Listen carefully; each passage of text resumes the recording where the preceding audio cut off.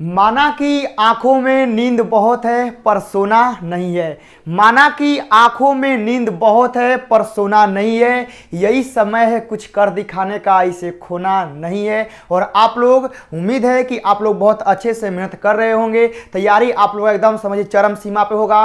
बस आप लोग को ऐसे ही मेहनत करते रहना है और यही समय है, एकदम समझिए कि आप लोग अपना 100% आप लोग देंगे पढ़ाई पर। बाकी यहाँ से जितना मेरे से हो पाएगा वह आप लोगों के लिए हम question by question live class आप लोग ले रहे हैं। तो आप लोग बता देंगे सब कुछ बढ़िया है। यहाँ से हम लोग क्या करेंगे कि आपकी केमिस्ट्री की बहुत ही मोस्ट इंपॉर्टेंट क्वेश्चन को डिस्कस करेंगे, जो समझिए कि आपके एग्जाम में आने की संभावना क्या है, बहुत से बहुत ज़्यादा है। तो हम लोग ज़्यादा टाइम को वेस्ट नहीं करेंगे, हम लोग जल्द से जल्द क्या करेंगे, क्वेश्चन को डिस्कस करेंगे। तो आप लोग वीडियो को क्या करेंगे, और शेयर कर देंगे दोस्तों के पास। और यहाँ से क्या करेंगे कि आप लोग के लिए देखिए पहला क्वेश्चन क्या है, साबुनीकरण किसे कहते हैं। तो देखिए साबुन बनाने की प्रक्रिया को साबुनीकरण कहते हैं। बस इतना आप लोग को याद रखना है कि साबुन बनाने की प्रक्रिया क्या कहते हैं, साबुनीकरण कहते हैं। बाकी थोड़ा मोड़ा केमिस्ट्री में आएगा, थोड़ा मोड़ा केमिस्ट्री का लैंग्वेज लिख रहे हैं तो उसमें थोड़ा मोड़ा हमको केमिस्ट्री का भाषा भी क्या करना पड़ेगा, ऐड करना पड़ेगा।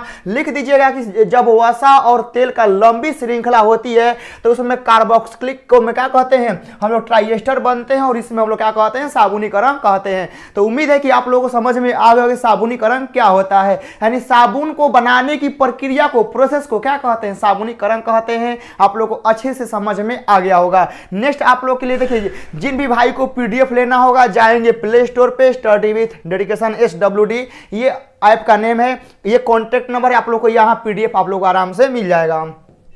तो ये आप लोग का हो गया मेरे भाई, साबुनीकरण किसे कहते हैं। अब देखिए कठोर एवं मृदु साबुन क्या होते हैं, बहुत ही मोस्ट इंपॉर्टेंट है, ध्यान समझिए। कठोर और मृदु क्या होते हैं। देखिए जो हम लोग के सोडियम के लवण होते हैं वह कठोर होते हैं, बस इतना याद रखना है, ठीक है ना। एग्जाम में आएगा आप लोग लिखिएगा, हम जानते हैं, लेकिन आप लोग फिलहाल क्या करना है, याद रखना है ना कि जो सोडियम के लवण होते हैं मेरे भाई ना, जो सोडियम के लवण होते हैं वह आपके क्या होते हैं, कठोर होते हैं। और जो पोटेशियम के लवण होते हैं वह मृदु होते हैं। तो मुझे उम्मीद है कि आप लोगों को समझ में सारा आ गया होगा कि जो सोडियम के लवण होंगे मेरे भाई ना वह कठोर साबुन कहलाएंगे और जो पोटेशियम के लवण होंगे वह कहलाएंगे मृदु।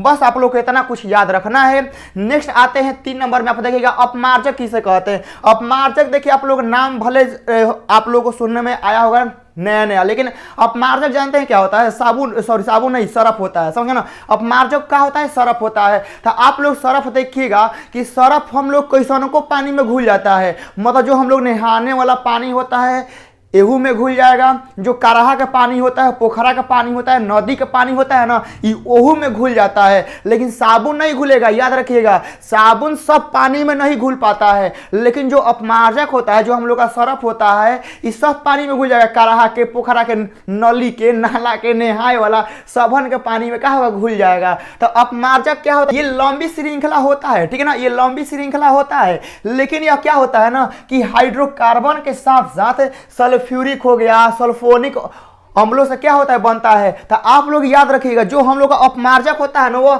हाइड्रोकार्बन तो रहबे करेगा, लेकिन क्या रहेगा, जो सल्फ्यूरिक रहता है ना उसमें हम लोग का सल्फ्यूरिक अम्ल रहेगा और नहीं तो सल्फोनिक अम्ल रहता है। और ये आप लोग का क्या होता है, ये हम लोग का अपमार्जक का सूत्र होता है। लेकिन आप लोग इसमें याद रखिएगा ना कि जो हम लोग का अपमार्जक होता है इसमें ये वाला ग्रुप होता है, ठीक है ना, ये वाला ग्रुप होता है। और नेक्स्ट हम लोग आते हैं अगला, आप लोग का स्लाइड यहाँ पर देखिएगा, यहाँ पर आप लोग का आता है कि धनायनी अपमार्जक क्या होता है। देखिए तो धुलाई करने वाला जो भाग होता है ना, यदि वह धनायन रहेगा तो धनायनी, यदि वह निगेटिव है तो निगेटिव हो जाएगा।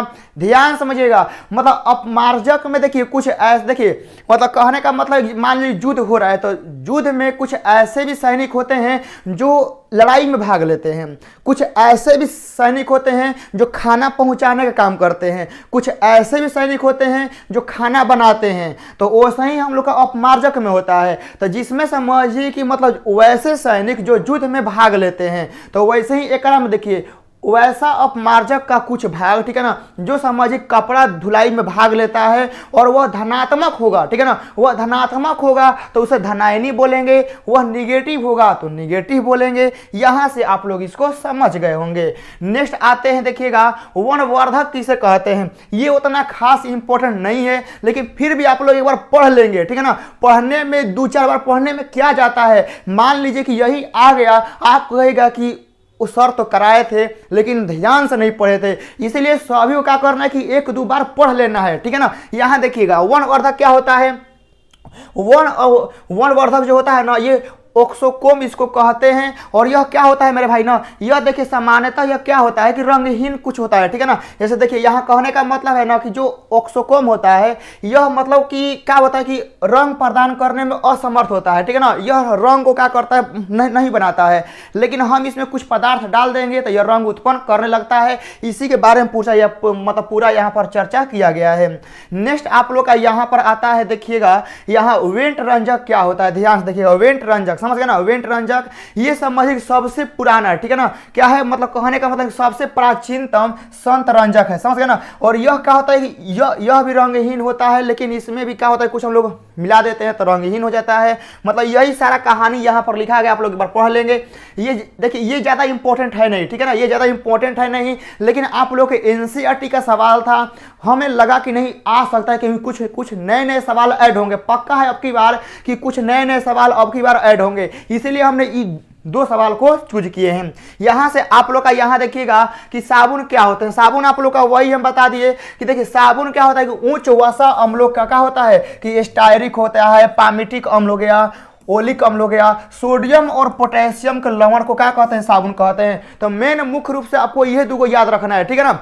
मेन मुख्य रूप से आपको ये 2 याद रखना है ना कि जो हम लोग का साबुन होता है ये सोडियम और पोटेशियम का लवण होते हैं, समझे ना।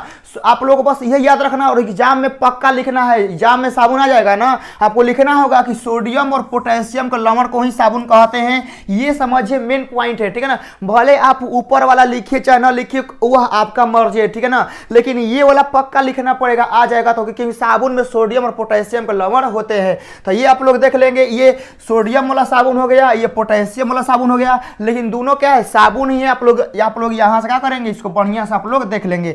नेक्स्ट हम लोग नेक्स्ट क्वेश्चन पर आते हैं 8 नंबर पर, ध्यान से देखिएगा कि साबुन और अपमार्जक क्या होते हैं। देखिए साबुन मतलब जो हम लोग नहाने वाला लक्स लाइव दुनिया भर के मार्केट में साबुन तो ढेर आया है ना, ये साबुन होता है। लेकिन अपमार्जक होता है सरफ, यानी मतलब तो लोग ये समझे के बाकी सरफ और साबुन में अंतर बताए के बाद, सरफ और साबुन में अंतर बताए के बाद तो ये देखा जाए कहा जाए साबुन का होता है कि एक वसा अम्लों के सोडियम और पोटेशियम का लवण होता है। अभी हम आप लोग सिखाए ना, जो साबुन होता है वो सोडियम और पोटेशियम का होता है लवण, लेकिन अपमार्जक में ये नहीं होता है कहानी। अपमार्जक में क्या होता है ना कि सोडियम और पोटाश तो होता है, लेकिन यह सल्फोलिक अम्ल होता है। क्या होता है, सल्फोलिक अम्ल। इसमें वसा अम्लों का होता है ना, देखिए इसमें वसा अम्लों के सोडियम और पोटाश होते हैं, लेकिन इसमें क्या होता है ना कि आपके सल्फ्यूरिक हो गया या आपके सल्फोलिक अम्ल का सोडियम और पोटाश के लवण होते हैं। फिर उसके बाद देखिएगा कि साबुन का फॉर्मूला में आप लोग देखे होंगे कि COO और Na ग्रुप चलता है, लेकिन अपमार्जक में ये वाला ग्रुप चलता है। अब देखिए साबुन जो होता है वह जल में घुलने में समय लेता है, साबुन जो होता है ना वह जल में घुलने में समय लेता है, बिल्कुल। अब मान लीजिए 1 बाल्टी पानी में तू साबुन डाल दो, चाहे 10 गो डालो चाहे 1 गो डालो, लेकिन वो जल्दी घुली ना घुली, वो लगा दी 4-5 दिन में पूरा घुली बढ़िया से। लेकिन आप लोग सरफ डालिएगा वह तुरंत घुल जाएगा, वह तुरंत घुल जाएगा। तो यही थोड़ा मोड़ा अंतर लिख देना है कि साबुन जल में जल्दी घुल जाता है, साबुन जो होता है जल में जल्दी नहीं घुलता है, ठीक है ना। जो हम लोग का सरफ होता है अपमार्जक होता है वह जल में जल्दी घुल जाता है। बस यही तो थोड़ा सा वर्ड आप लोग लिख रहा है। देखिए यह जल में क्या होता है, तीव्रता से घुल जाता है। तो आप लोग देखिए जो आप लोग अपने लाइफ में, ठीक है ना, साबुन और सरफ में जो अंतर देखे हैं बस वो करे के लिखना है, ठीक है ना। ये देखिए ये केमिस्ट्री है, तो केमिस्ट्री में जो अपमार्जक का मतलब क्या होता है, सरफे ना होता है, इस साबुन का मतलब साबुने होता है। तो जो आप लोग अपने जीवन लाइफ में साबुन और सरफ में जो अंतर देखे हैं ओकरा के बढ़िया से एक्सप्लेन कर देना है, लिख देना है कि जो साबुन होता है वह जल में घुलने में समय लेता है, बहुत देर के बाद घुलता है। जो सरफ होता है, अपमार्जक होता है, वह जल में बहुत जल्दी से घुल जाता है। ये तो हम लोग का डेली का काम है, ठीक है ना, डेली का काम है। अब यहाँ आइए साबुन के बारे में थोड़ा सा और ही लिखे हैं कि साबुन जो कठोर जल में कपड़ा को साफ नहीं करता है। अब वही ना बोले साबुन को, मान लीजिए कि जो हम लोग नहाने वाला पानी से हम लोग नहाते हैं, ठीक है ना, साफ पानी से, तो इसमें तो साबुन झाग देता है। लेकिन क्या साबुन नाला के पानी, नली के पानी, करहा के पानी, पोखरा का पानी, नदी के पानी का सब में काम करेगा? नहीं। सब में क्या करेगा ना कि बटुरा जाएगा, मोटा मोटा दही लेखा, ठीक है, दही लेखा अवक्षेप बना देगा, मतलब बढ़िया से झाग देवे नहीं करेगा। दही लेखा क्या करेगा कि मोटा मोटा जम जाएगा, ठीक है ना। लेकिन आप लोग सरफ को, ठीक है ना, सरफ को आप लोग कौनो पानी में, ठीक है ना, गर्म पानी, ठंडा पानी, नली नाला, करहा, पोखरा, जौना का पानी में करना है ना, करिएगा। ये आराम से झाग देगा, आराम से सफाई करेगा, ठीक है ना। यानी समझिए ना कि ये ऑल इन वन है। क्या है? ऑल इन वन है। और इसी कारण से हम लोग सरफ को साबुन के तुलना में ज़्यादा प्रयोग में लाते हैं, ठीक है ना। हम लोग क्या करते हैं, सरफ को आप लोग देखिएगा कि कपड़ा धोना होगा, कुछ भी खाली नहाने के लिए ही साबुन होता है, ठीक है ना। लेकिन सब काम में, जूता चप्पल धोना होगा, सब हम लोग काम में करते हैं सरफ से करते हैं, नहीं अपमार्जक से करते हैं। वही यहाँ पर लिखा गया है, सारा चीज आप लोग देख लेंगे। यहाँ से एग्जाम में आएगा, छाप दीजिएगा, समझ गए ना। एग्जाम में आएगा, छाप देना है, आप लोग को वादा करना है मेरे साथ। जी सर, कि एग्जाम में आएगा ना तो एग्जाम में छाप देंगे, मेरे साथ वादा करना है कि एग्जाम में आएगा, छाप देना है। ये आप लोग का इंग्लिश मीडियम में सब लिखे हैं। अब यहाँ आइए, यहाँ थोड़ा सा क्या करना है ना कि साबुन को थोड़ा मोड़ा हम लोग बढ़िया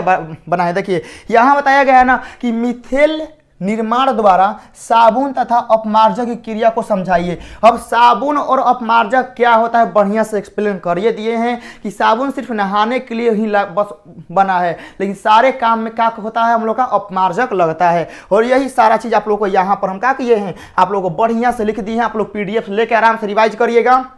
बस मेरा काम है समझाने का कि हाँ साबुन क्या होता है, अपमार्जक क्या होता है, दोनों में अंतर क्या होता है। बस सवाल जैसा आएगा वैसा आप लोगों को लिखना पड़ेगा। यहाँ से नेक्स्ट आते हैं मेरे भाई। अब देखिएगा साबुन रहित साबुन क्या होते हैं। साबुन रहित साबुन जो होते हैं ना वो हमने के ये अपमार्जक ही होता है, ठीक है ना। अपमार्जक को ही, ठीक है ना, सरफवे को क्या बोलते हैं, साबुन रहित बोलते हैं। जैसे देखिए मतलब अपमार्जक को, यहाँ देखिए अपमार्जक को ही साबुन विहीन साबुन कहते हैं। यानी अपमार्जक यानी सरफ को ही क्या कहते हैं, साबुन विहीन साबुन कहते हैं, क्योंकि अपमार्जक साबुन नहीं होते हैं। देखिए अपमार्जक, देखिए जो हम लोग का सरफ होता है ना वह साबुन नहीं होता है, लेकिन यह साबुन की तरह कार्य करता है, ठीक है ना। देखिए जो सरफ होता है वह साबुन तो नहीं होता है ना, साबुन नहीं होता है, लेकिन साबुन से भी बढ़िया काम करता है, समझे ना। साबुन से भी क्या होता है, बढ़िया काम करता है। बस आप लोग को यहाँ देख लेना है, साबुन सरफ ये सब तो है, एग्जाम में ही आता है। बताइए केमिस्ट्री हार्ड ही नहीं कहले, सरफ साबुन जिंदगी खत्म है करा में। देखिए पीड़ाहारी, पीड़ाहारी मतलब का, पीड़ाहारी औषधि, ऐसन दवाई जोन पीड़ा के खत्म कर देवे, ऐसन दवाई जोन पीड़ा के खत्म कर देवे उसे कहते हैं पीड़ाहारी। लेकिन पीड़ाहारी में दो होता है, याद रखिएगा, एगो निंद्राकारी होता है, एगो अनिंद्राकारी होता है। इसे कहने का मतलब है, इससे आप लोग जैसे मान लो कोनो कोनो के प्यार में दिल टूटता है, कोनो कोनो के प्यार में दिल टूटता है तो पूरा चिल्लाए लगता है, पगला जाता है कि हम मर जाएंगे, ये कर जाएंगे, वो कर जाएंगे, ठीक है ना, हम घर तोड़ देंगे, रोड तोड़ देंगे, पहाड़ तोड़ देंगे, ठीक है ना, ऐसा कुछ होता है। तब उसको शांत करने के लिए, उसको शांत करने के लिए क्या कर, उसको शांत करने के लिए ऐसा दवाई देना पड़ेगा कि उसके दिल के दर्द को भी खत्म करें और उसको जल्दी से नींद लाए, जल्दी से नींद लाए, वरना वो जाग जाएगा तो समझिए ढेर का नुकसान कर देगा, ठीक है ना। तो दवाई दो प्रकार का बनाया गया, पीड़ाहारी में दवाई दो प्रकार का बनाया गया। एगो जौना के दर्द के साथ ही बेचैनी ज्यादा है, ठीक है ना, उसको खत्म करने के लिए बनाया गया निंद्राकारी। एगो मान लीजिए कि नॉर्मल, ठीक है ना, नॉर्मल मान लीजिए कि जौना के प्यार में दिल टूट गया, कोई बात नहीं है, एक आएगी, सॉरी एक गई तो दूसरी आएगी, तो बेचारा वो कंट्रोल कर लिया, मतलब उसको ज़्यादा तकलीफ नहीं हुआ, ठीक है ना, उसको ज़्यादा तकलीफ नहीं हुआ, वह उस दर्द को बर्दाश्त कर गया। या मान लीजिए कोई आपका हाथ कट गया, आपको बहुत ज़्यादा दर्द हो रहा है, तो उसको ख़त्म करने के लिए क्या किया गया, तो इसीलिए दवाई दो प्रकार का बनाया गया। चाहे इसको एक और ही एग्जाम्पल ले सकते हैं, मान लीजिए किसी का बहुत ज़्यादा हाई क्या होता है, एक्सीडेंट होता है, तो वह क्या होता है कि उसको दर्द तो बहुत ज़्यादा होबे करता है, लेकिन वह छटपटाते रहता है, इन्हें उन्हें हाथ पांव मारते रहता है, तो उसको दवाई में जो देते हैं ना, उसको देते हैं निंद्राकारी, यानी उसको उसके दर्द को भी कम करे और उसको जल्द से जल्द नींद लाने की कोशिश करे, तो वह होता है निंद्राकारी। और निंद्राकारी क्या होता है कि सिर्फ दर्द को ही खत्म करेगा। तो आप लोग समझ गए होंगे कि पीड़ाहारी क्या होता है कि वैसा रासायनिक पदार्थ या औषधि जो शरीर के दर्द को आराम से क्या करे, मतलब आराम करे, मतलब उसको आराम प्रदान करे, उसे कहते हैं पीड़ाहारी। पीड़ाहारी मतलब क्या, जो पीड़ा के हर लेवे। पूरा बढ़िया से एक्सप्लेन कर दिए, एग्जाम में अगर छाप दीजिएगा। दूगो होता है मार्फिन, कोडीन। देखिए जो ड्रग्स भी होते हैं ना, जो आप लोग देखोगे जो ड्रग्स होते हैं ये भी पीड़ाहारी में ही आते हैं, लेकिन इसका जो होता है ना, इसका सेवन बहुत खतरनाक होता है। इससे आदमी का लत लग जाता है, लत। जैसे आप लोग देखिए, आप लोग कभी भी, ठीक है ना, आप लोग कभी फ्यूचर में ड्रग्स, हीरोइन ये सब मत लीजिएगा, ठीक है ना, मत लीजिएगा, बताते हैं। मतलब इसका उपयोग ना के बराबर है, लेकिन जो इसका सेवन करता है ना वह इसका आदी हो जाता है। क्या होता है, आदी हो जाता है, समझ गए ना, मतलब उसके बिना रह ही नहीं सकता। ये बहुत खतरनाक दवा है बाबू, समझ गए ना।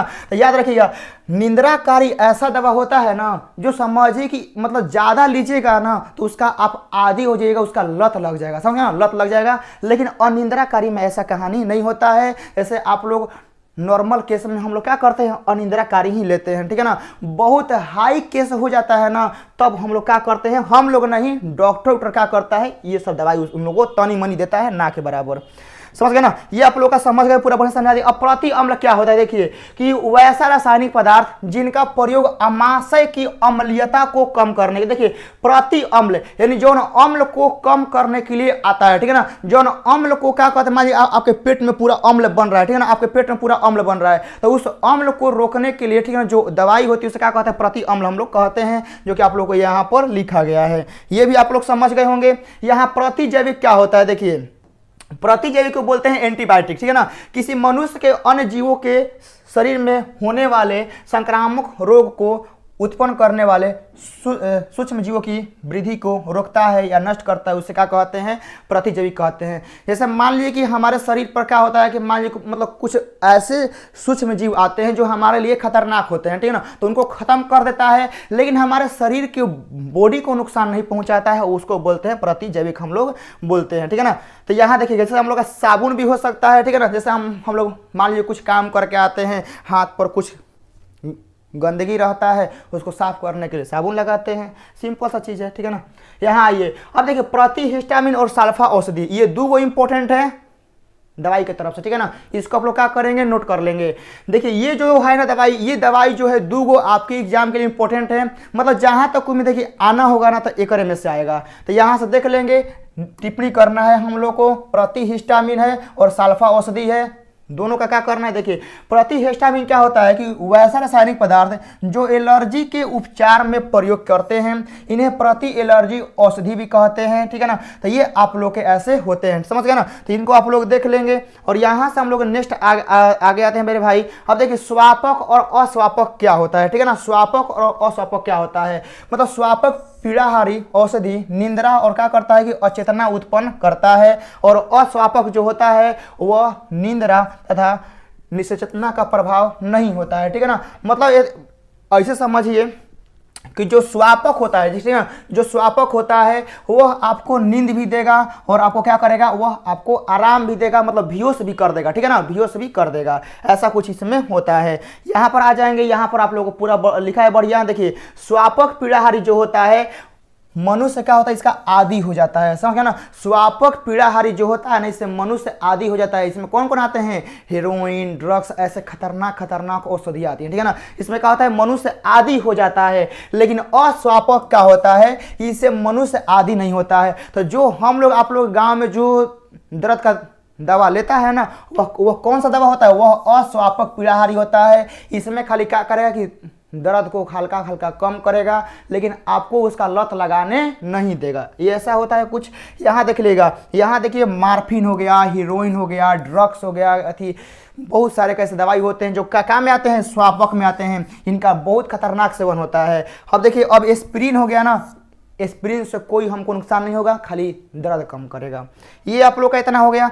नेक्स्ट आप लोग का यहाँ पर आते हैं यहाँ पर आते हैं, देखिए मधुमेह की, देखिए अब देखिए ये आज का लास्ट सवाल है, ठीक है ना। यहाँ देखिएगा मधुमेह की रोगियों को क्या करते हैं, कृत्रिम मधुरक की मतलब हम लोग क्या करते हैं, सलाह नहीं देते हैं, ठीक है ना। तो देखिए क्या होता है ना कि जो हम लोग का मधुमेह रोगी होता है ना, वह शर्करा के स्थान पर सैकरिन का प्रयोग करते हैं, क्योंकि यह मानव शरीर द्वारा अवशोषित करते हैं, जबकि यह मानव शरीर द्वारा अवशोषित नहीं होती हैं। तो ऐसे कुछ इसमें होते हैं। तो बस यहाँ से आपके लिए 16 गो सवाल थे, ठीक है ना, 16 गो सवाल थे। इसमें से आप लोग आराम से देखिए, इसमें से आप लोग का आराम से 2-3 गो फंस जाएगा, ठीक है ना। इसमें आप लोग का आराम से 2-3 गो फंस जाएगा, यानी आप लोग को एग्जाम में लिखना कै गो भाई, 10 गो, ठीक है ना। आप लोग को एग्जाम में लिखना कै गो है, 10 गो। 10 गो में आराम से 2-3 गो आराम से आ जाएगा। मान लीजिए कि 10 गो में, सॉरी मान लीजिए 15-16 गो है ना, हमको लिखना कै गो है, 10 गो। एक में से 2-3 गो आप लोग का आराम से आ जाएगा।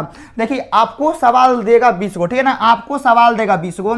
हमको 20 का आंसर नहीं चाहिए, हमको का 20 का आंसर चाहिए नहीं, हमको 20 का आंसर नहीं चाहिए, हमको चाहिए 10 गो का, ठीक है ना। मतलब हम ऐसा पढ़ के जाए कि 10 गो लिखा जाए, बाकी सब जाए भाड़ में, हमको कोई मतलब नहीं है, समझ गए ना। हमको 10 गो लिखना है। 10 गो में से ई वीडियो में से 2 गो आपका आ जाएगा आराम से, 2 से 3 गो सवाल आपके आराम से पहुंच जाएंगे। ऐसे ही कल आपको लाएंगे, ठीक है ना, ऐसे ही कल आपको एगो देंगे वीडियो, जौना में से 3-4 गो ओकरा में से आएगा। मतलब एग्जाम आते आते आप 10 गो जाके आराम से लिख दीजिएगा। और हमको बस यही करवाना है कि 20 गो में से आपको 10 गो लिख देना है, बस प्यार से, ठीक है ना, आराम से, बिना कोनो टेंशन के, बिना कोनो झंझट के, बस हम लोग का काम हो जाएगा, ठीक है ना। 1 नंबर ये क्लास चलिए रहा है, 2 नंबर ये करवाइए रहे हैं, 5 नंबर ये PDF में दे दिए हैं। अब क्या दिक्कत है, एग्जाम आ रहा है ना, खुशी मनाओ, खुशी, ठीक है ना, कि एग्जाम आ गया है। अब एग्जाम में तांडव, अब दुखी का यहाँ पर नहीं होना चाहिए, ठीक है ना, मन अब दुख में मत रखिएगा,